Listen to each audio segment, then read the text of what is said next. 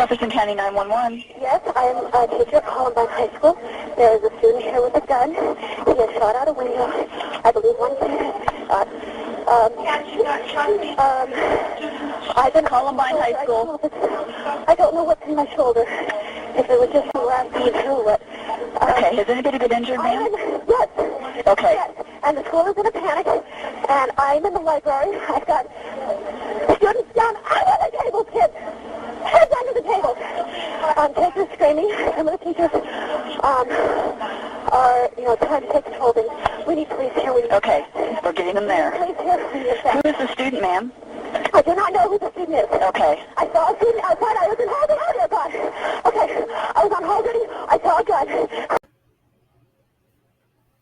Today, we're going to talk about the media's take, like their assumptions and stereotypes on mass and school shootings. I'm Alexis. And I am Kylie. This is our podcast called Mass Shootings, The Unknown Facts. In today's episode, we will cover the facts and myths about the Columbine High School shooting. The facts that we'll be covering will consist of the amount of shooters there were, what the original plan was, and how they committed suicide. The myths that we will be covering will consist of the media assuming that semi-automatics like shotguns and rifles are the first choice in a mass killing. Another myth that will be covered is that people who are bullied commit mass and school shootings. The final myth that we will be covered is that all mass and school shooters commit suicide after the killing. There were two shooters in the Columbine shooting. Their full names are Eric Harris and Dylan Klebold. Harris spent his early childhood in Wichita, Kansas, but his family moved to Colorado during his teen years. Harris seemed to be like a normal child on the outside. He wore preppy clothes and played soccer. He even had an interest in computers. Those guys are like dirtbags. Sick. Stephen says he was not one of the jocks who gave the trenchcoat mafia a hard time. He was actually friends with Eric Harris a couple of years ago when, surprisingly, the anti-jock Eric was on the school's soccer team. I was a captain on our soccer team, and my coach asked me who I think I should make the other captain, and I named Eric. But last year, something changed. Eric didn't sign up for soccer. He just had a colder look about him where he just walked down the hall with his eyes just fixed in one spot. Incredibly, Eric and Dylan never showed their anger at the jocks on the outside. Just last week, as these exclusive photos show, Dylan was partying at the prom. They keep the anger within themselves, and maybe that's how it built up. However, the writings in his journals showed his true colors. He wrote, and quote, "I want to grab some weak little freshmen and just tear them apart like a fucking wolf. Strangle them, squish their head, rip off their jaw, break their arms in half, show them who is God," end quote. It appears that even though Harris looked like a normal teenage boy on the outside, on the inside, he had some demons he was battling. It also seems like he had a God complex because of the line, "show them who is God." It just makes it seem like he thought he was some powerful being who could play God by taking other people's lives since he had hatred towards other people. Similarly, Klebold also appeared to be like a regular teenage boy. He seemed introverted, but loved baseball. He also enjoyed video games and did audio-visual work for school productions.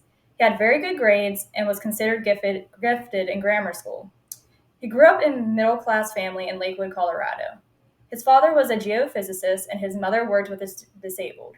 However, he also showed his true colors through his writing, except his was a short story for a school assignment. The short story was about a man in black who shot up his school.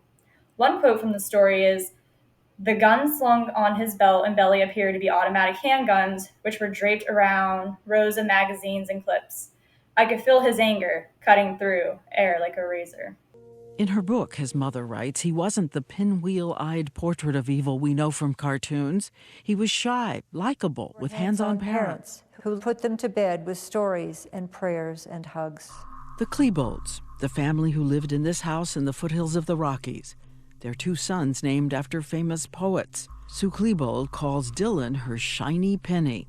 In gifted classes, loved Little League, gave big hugs and kisses, and built tall ships out of Legos. And he wouldn't just work on one puzzle. He'd dump them all into a big mountain so that he could solve 5 or 6 of them at the same time. Sue Klebold says he was easily embarrassed, tearful and hard on himself if he made a mistake. He's shy heading into adolescence. He talked about looking weird. He was a tall, gawky kid with glasses. The media assumes that semi-automatic rifles are the first choice for mass killings. They tend to incorrectly call it an AR, which is the abbreviation for a specific weapon by the company, Armalite rifle. However, the actual weapon of choice are semi-automatic handguns. Since Columbine is such a famous shooting, the media spread false information about semi-automatic rifles, since Harris had a High Point Model 995 carbine rifle.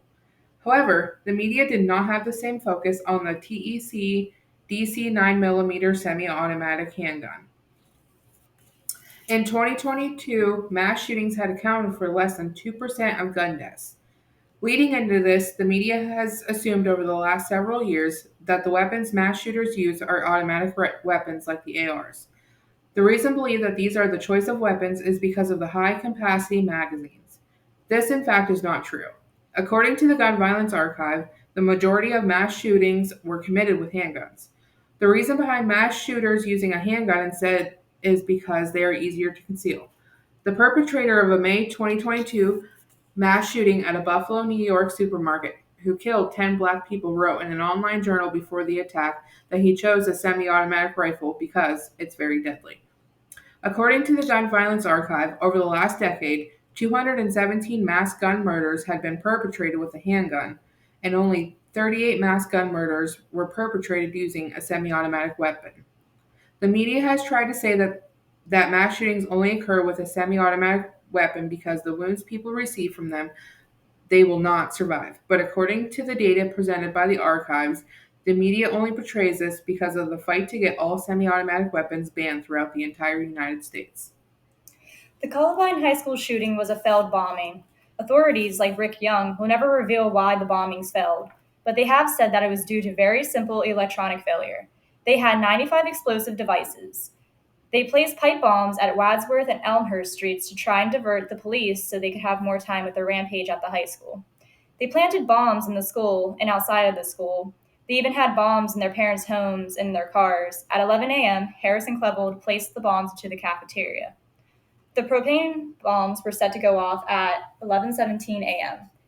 After they were to go off at high noon, the two would have mowed down the students running away from the explosion with their guns. Chuck Burdick claims that the shooters wanted to take everyone out since they placed bombs anywhere they could in the school. When the bomb went off in the cafeteria, the fire alarms went off, the sprinklers went off, so the rooms were flooded, all the doors shut, they locked. I'd prepared my entire career for being in firefights. All I could think was, I'm going to get blown up going through this window. It was so loud and so chaotic in there. The first room we came into the cafeteria, we had to break the door open and the children were frozen. It is the first time I'd seen this phenomenon, and it's just sheer fear. And I said, let's go, we got to get out of here, and no one would move. So I finally reached down and grabbed the first one and just picked him up and pushed him, reached down to grab the second one. By that time, the third one was starting to move, and we'd yell, go, go, go, go, and move them out. The media had first reported that the Columbine shooters were bullied before they had decided to take action and to show the ones that were bullying them what they were made of. They called themselves the Trench Coat Mafia. The media had made that assumption about them, even though Harris and Klebold were never part of it. They just dressed up in black trench coat. The media also had the assumption that the group was violent when in reality they were not. Harris and Klebold were also not bullied as the media had reported them to be. The media labeled them as a bunch of outcasts and that nobody liked them. In reality, Harris and Klebold were the ones who were going around and bullying the other students. Several students had reported that Harris had threatened to kill a young boy only a year before the shooting. After the shooting, many interviews with people who knew the two shooters stated that they both had an abundance of friends, a very rich and recreational life, and success with the opposite sex. Krista says the public perception of the Trenchcoat Mafia is all wrong. We've gone to a lot of movies, been to the mall shopping and stuff. Sometimes we just drive around together. We're just a normal group of friends. She says it was only this school year that Eric Harris and Dylan Klebold attached themselves to her group, but they were never a real part of her clique. They did not even pose with them for the yearbook photo. We'd smile at each other, but I've never had their phone numbers. I've never been to their homes. But it was because of Eric, Dylan, and other members' penchant for dark clothes that led the jocks to dub them the Trenchcoat Mafia. We kind of teased him calling it name. groups. There goes the trench coat mafia or whatever. We'd like to laugh about it because it was just a funny thing, trench coat mafia, They committed suicide by shooting themselves in the head. There were also explosives strapped to their dead bodies. They committed suicide around 45 or 50 minutes after they fired their first shots. However, the students claimed to still hear explosives still going off and gunfire. What they did not know at the time was that the noises they heard were the SWAT team breaching the doors with shotgun breaching rounds and mechanical means. Therefore, the students thought that the assault was never ending and that it was going on for hours Under the when it was desk, just help arriving. on the line to 911 dispatch. I remember trying to get her to close the doors and lock them to keep everyone in. Is there any way you can block the door so no one can get in? I do not. She's right outside that door. I'm afraid to go to the door. It's okay. It was trying to keep her calm so that I could, figure out what was going on.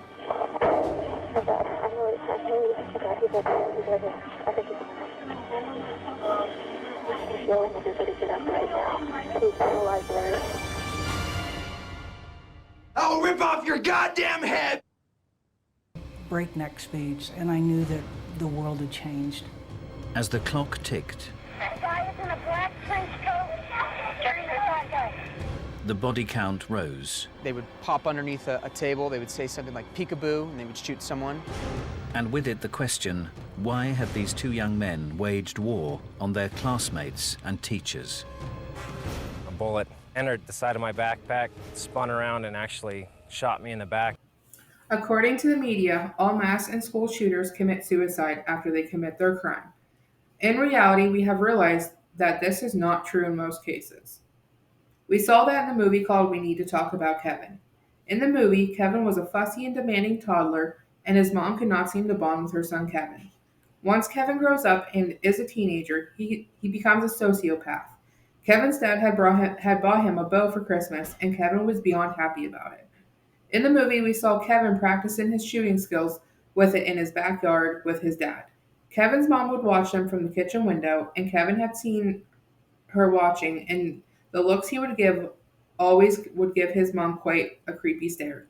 3 days before his 16th birthday, Kevin did the unthinkable. He brought his bow to school and used the bicycle locks that he had bought and locked all the students in the school gymnasium, and had murdered them with his bow and arrows. We see that Kevin did not find a way to kill himself, but instead he got down on his knees and let the police officers arrest him with no issues. The media tends to say that all mass and school shooters decide to turn the gun on themselves, but that is not true at every mass and school shooting. Even though the movie was not based on a true story, the writers and directors had drawn inspiration from real-life events such as the Columbine High School. Overall, the media has their assumptions and stereotypes about mass shootings, which tend to drown out the facts of the shooting like Columbine. The media inserts their bias instead of relaying the facts of what actually happened.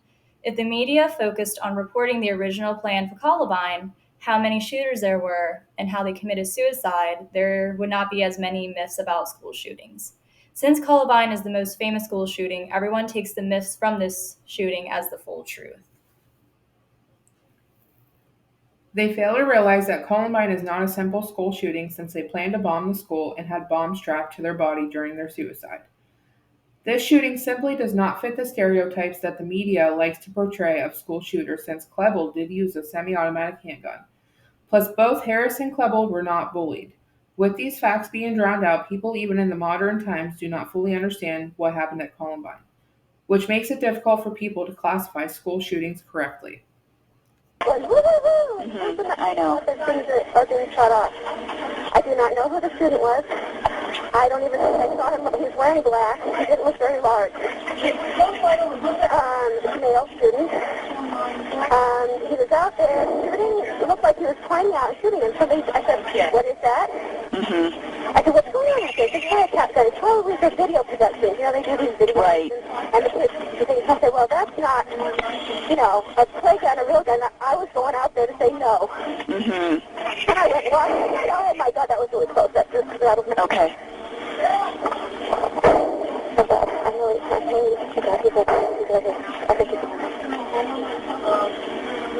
What's your name, ma'am?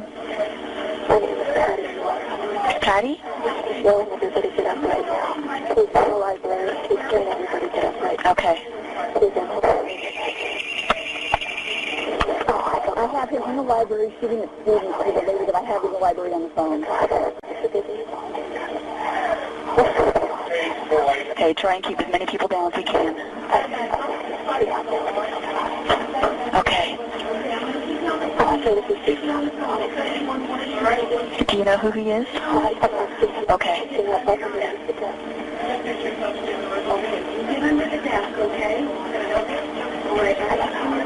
I think I'll need